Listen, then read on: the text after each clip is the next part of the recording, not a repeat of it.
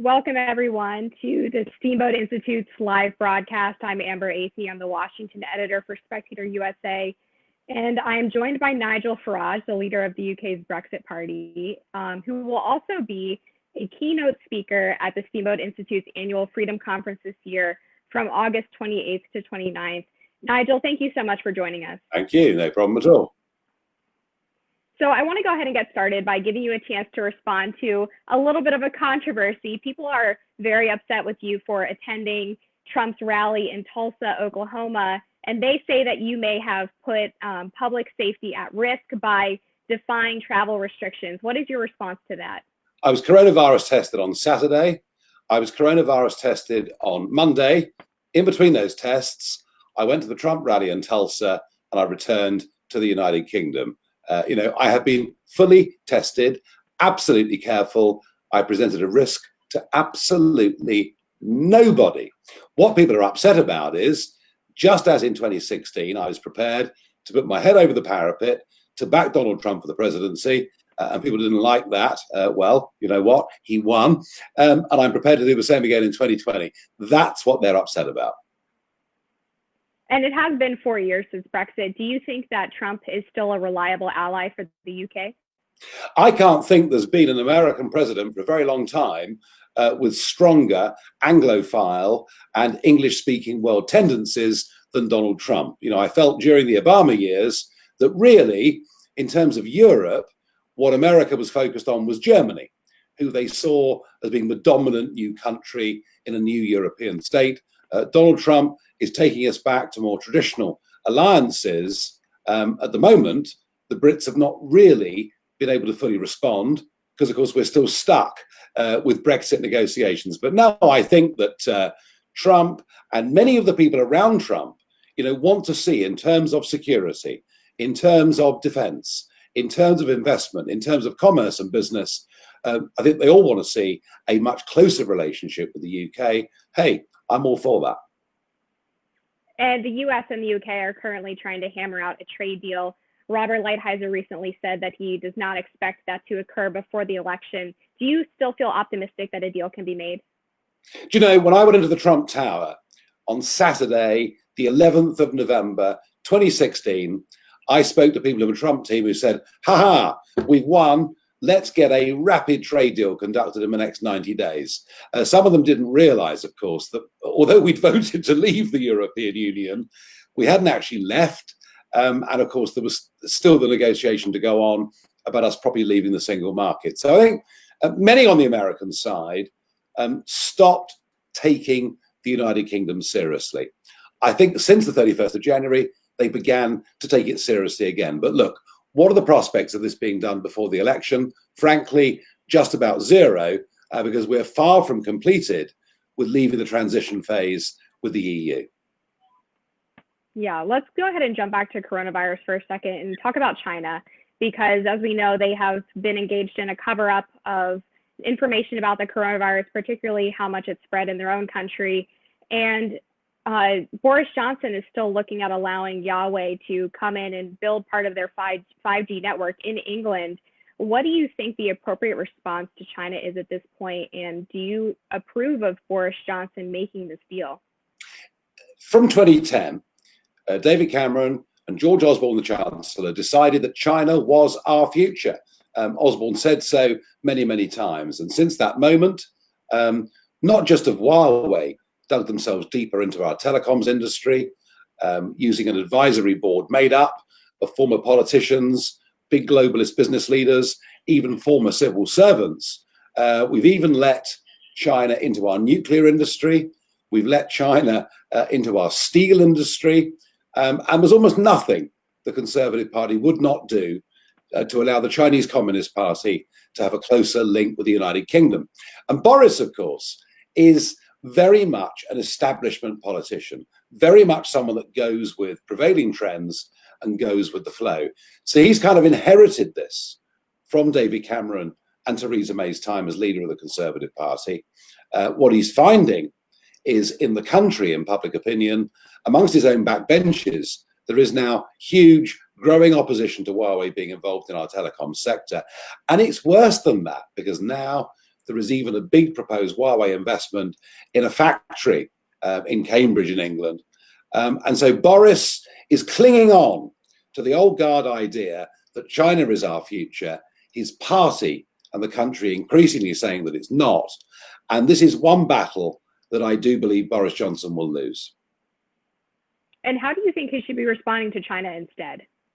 Well, I mean, look, I think what he should be saying is that we've become beholden to China to the most extraordinary degree. I mean, how can it be that 80% of the antibiotics we take in the UK are manufactured in China? I mean, they could hold us hostage on health, on nuclear power, on steel, on all sorts of things. And what Boris should be saying is recognizing that the Chinese Communist Party are fully in control of that country. They are not a force for democracy. They're not a force for good. They're even trying to use the coronavirus crisis, which they caused and hid, and they're even trying to use that to further their global power agenda. So I would like to see Boris do a complete 180 on China. But you know what? He's capable of that, because he'd never advocated Brexit until a few weeks before the referendum. He'd always been a Remainer. So Boris is very, very good at moving with the political wind, and I predict on China he will do so. Right, and it's very much the same in the United States, that so much of our pharmaceutical industry is dependent on China. Do you feel like their growing power across the globe has changed your own views on trade? Yes, I mean, I've always naturally been very much on the free trade side. One of the reasons I was so opposed to EU membership is that it was an outdated customs union, a sort of a concept really that goes back centuries, and that what that did was not just to bind our economy to a rule book set somewhere else, but to prohibit us from making our own trade decisions around the rest of the world. So I am by instinct a free trader, but there are things like national security. You know, there are things like the safety of information that override my natural free trade instincts. And I think that China now poses a bigger threat to the free world than anything we've seen for many, many decades. Certainly anything we've seen since the Cold War in the 1980s with Russia. And I would now like us to do far less business with China, start manufacturing more of these drugs and other products inside our own country. And if that means we pay a bit of a higher price, well, do you know what? We do that already in terms of foodstuffs. You know, we demand higher standards for animal husbandry, for use of pesticides, and consumers pay the price for that. And I think for national security, for getting manufacturing back into the United Kingdom, I do think we would be prepared to pay a higher price. I want to get your thoughts on the coronavirus more generally in terms of the lockdowns and the economic shutdowns that have occurred. Do you feel like, generally speaking, these have been more helpful or more hurtful to the people? Well, when coronavirus first really hove into view, when we first started to really understand how serious this could be in late February, and we had the examples of Spain, but Italy in particular, what was happening in Milan and then some of those surrounding towns was really, really worrying in its intensity. Worrying in terms of the numbers, also worrying because of a sheer number of younger people that were going into intensive care units in northern Italy. So I felt that to lock down against something we didn't understand made sense to buy us time and work out a way forward. And I think Boris Johnson dithered on this. I mean, at the very moment that the Irish were locking down, we were holding the Cheltenham Race Festival, horse race festival, with 250,000 spectators. And I think, and it's been argued elsewhere that last 4 or 5 day dither from Boris doubled coronavirus infections within the United Kingdom. So yes, I was in favor of locking down to begin with, to buy us time to work out, a strategy to learn more about this virus and what it meant.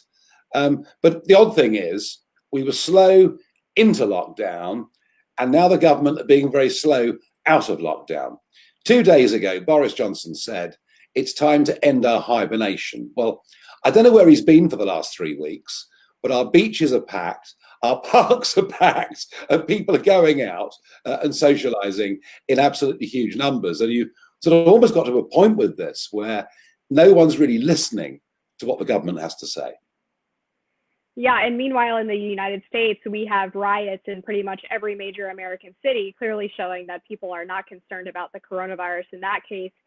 These people have also been tearing down statues of great American leaders, and the trend has even made its way across the pond with particular regard to the statues. If it were up to you, how would you be responding to these protests in attempting to restore law and order? Well, look, we had just last night in Brixton in London a pretty major riot, up to 40 police officers injured, and yet it's hardly a news story on the BBC or in this country today because it's inconvenient. It doesn't suit the narrative they want. Look, here is one really important point to make. The three words, Black Lives Matters, if in your mind what that stands for is equality of opportunity, fairness in society, and righting some of the wrongs of the past, that's fine. But when I see senior police officers, when I see media commentators, when I see our leading politicians saying we support the Black Lives Movement, I wonder just how deep their ignorance is. Because the Black Lives Movement is an openly Marxist, anarchistic group. And what is going on with tearing down statues, with doing everything that they possibly can do to make us... This is not about racial equality. This is about destroying all the symbols, all the identity of a nation state. It's what Marxists do before every revolution. And I am just astonished at the weakness of leadership we've seen in the face of this mob. I mean, the Colston statue was one statue that was torn down in this country. Most of the media said that was fine because this guy had been involved in the slave trade. But unless you support the rule of law, don't be surprised if the lawmakers then view the police and the authorities as a joke. And I have to say, I fear for America and the United Kingdom, we're in for a very long, hot, difficult, disruptive summer. Right. And in the US, conservatives were mocked for years for suggesting that tearing down Confederate statues would be a slippery slope to eventually tearing down things like American presidents. But unfortunately, they're being proven right. When it comes to the defund the police movement, which has now become wrapped in with the Black Lives Matter movement, a lot of people have pointed to the fact that a majority of police in the UK don't carry guns. They see that as a potential solution in the US. Do you think that's something that could reasonably be implemented in the United States, or is this a sort of a fallacy? Look, whether the police carry guns or carry tasers or are prepared to use force, that's up for each individual police force to decide how best they police a situation. What I can tell you is when the police stand by and allow Winston Churchill's statue to be defaced 2 days running, when the police stand by to allow the cenotaph, our national war memorial to the 1.5 million dead of the United Kingdom and the Commonwealth, when you stand by and allow the mob to do what the hell they want, and when your police bosses say that if police officers want to take the knee as a sign of respect, that's fine, you are pandering to an anti-police, anti-society, anti-capitalist mob. And I think the leadership of our police force in this country has been shameful. And that's why I'm not at all surprised to see what happened in Brixton last night. And I fear there'll be more of it. So it's about, back to your question, it's about the police regaining authority on the streets. And if respect means that people might just be a tiny bit afraid of the police, that might not be a bad thing. Sure. I mean, otherwise you see things like what's happening in Seattle with the autonomous zone, people being shot inside and then being upset when the police aren't there to save them. I mean, how many of these people who are talking about defunding the police would, be terrified if they weren't able to call them to come help them in a situation? Without police, without justice, we cannot have civilized Western societies. It all depends on the rule of law. And it's why what's happened over the last few weeks, giving succor to mob rule, is such a complete and utter disaster. I'm ashamed of the media, ashamed of the fact that our mainstream media organizations, I mean, when I've been on programs saying to them, do you realize that Black Lives Matter is a defund the police Marxist movement, they scream at me liar. It's as if to even question this organization means you have racist intent. And the level of cowardness we've seen from everybody, including the big corporate companies, including the British Premier League, who put Black Lives Matters on the back of their shirts for the first football match. As I say, the principle of racial equality is a good thing we can fight for. The organization Black Lives Matter needs to be called out. People need to understand what they're allowing to go on here. I want to ask you about something a lot of the people in the comments are interested in, which is the current immigration situation in the UK. A lot of people are suggesting that the enforcement has been very lax. What are your views on that? I've been out in the last month or two into the English Channel, witnessing what is now happening on a daily basis, and that is small inflatable dinghies sailing across the English Channel from France. Once they get within 12 miles of the British coast, they're in British territorial waters. British agencies pick them up, bring them into Dover, process them, put them on coaches, and take them off to four-star hotels. And nobody, almost nobody now, is ever asked to leave the country, despite the fact almost none of them would ever qualify as refugees under the UN, Geneva 1951 declaration on what the categories were for refugee status. Over 80% of them are young men between the ages of 18 and 26, and we've no idea who these people are. But my fear is some of them were probably fighting for ISIS until they were defeated in Syria quite recently. It poses great security risks to our country. It is putting a huge financial burden on us. It is making us, frankly, a laughingstock. The government claim it's all because EU rules mean we can't send people back to France. But you know something? Australia faced this. 10 years ago, Australia faced people coming from Indonesia. And what did Tony Abbott, the Australian Prime Minister, do? He took the boats, put them under tow, and took them back to Indonesia. You have to make it clear you will not accept any refugee claim from anybody who's come to this country across the English Channel. And yet, from Boris, we hear a complete wall of silence. And on a semi-related note, Boris has also said he would be happy to accept 3 million people from Hong Kong under refugee status. Is there concern there that perhaps Chinese spies or people who are loyal to the Communist Party could take advantage of that system? Well, Boris also, twice as mayor of London, suggested mass amnesties for hundreds of thousands of illegal immigrants who'd come to Britain. So when it comes to immigration, Boris is not very conservative at all. On Hong Kong, look, there are many extremely well-educated, extremely talented people living in Hong Kong, many of whom have a great respect for the United Kingdom. But the thought we could open the doors to 3 million is just literally impossible. Could we allow, if the situation gets worse, could we allow a fair number of Hong Kongers to come to Britain? Yes, we could. 3 million, just not possible. And one final question for you, Nigel. You recently left the LBC.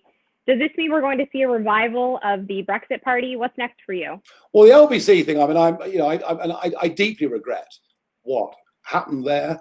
I'd been there for 3.5 years. I was, in terms of national percentages, their highest broadcaster they had within the network. And I'm very, very sorry that things have finished the way they have. I'm not going to elaborate any more on it. I think people can make their own minds up as to what has happened. After a big change like this, I'm going to take some time out. What I'm going to do next, I haven't decided. I'm thinking about it. As far as the Brexit Party is concerned, well, the Brexit Party, after 6 weeks of existence, won the European elections, got rid of Theresa May. I mean, Boris Johnson wouldn't even be there if it wasn't for the Brexit parties. I think we've achieved a hell of a lot. And provided Boris delivers on Brexit, then despite my concern over his weak policies on China, immigration, and much else, provided he delivers on Brexit, he's done the big thing that he promised the British electorate. But if he lets us down with a last-minute betrayal, then I guess I'll have no choice but to re-enter the political fight. Fair enough. Well, let's give a big thanks to Nigel Farage, the leader of the Brexit Party, for joining us today. We also are really excited that you'll be joining the Steamboat Institute at their annual Freedom Conference as the keynote speaker. Very much looking forward to that. And if any of y'all are interested, please go ahead. I'm looking forward to that. And I'm also enjoying the Spectator, which I see has got, American Spectator. We've got the Australian Spectator. So all I can say to you is keep up the good work. Thank you very much. And if anyone is interested in subscribing, we're currently running an offer dedicated to the fact that we're not the New York Times, meaning we celebrate diversity of opinion. So you can use the discount code NOTNYT for 50% off a subscription. Thank you everyone for tuning in, and thank you again, Nigel. We really appreciate your time.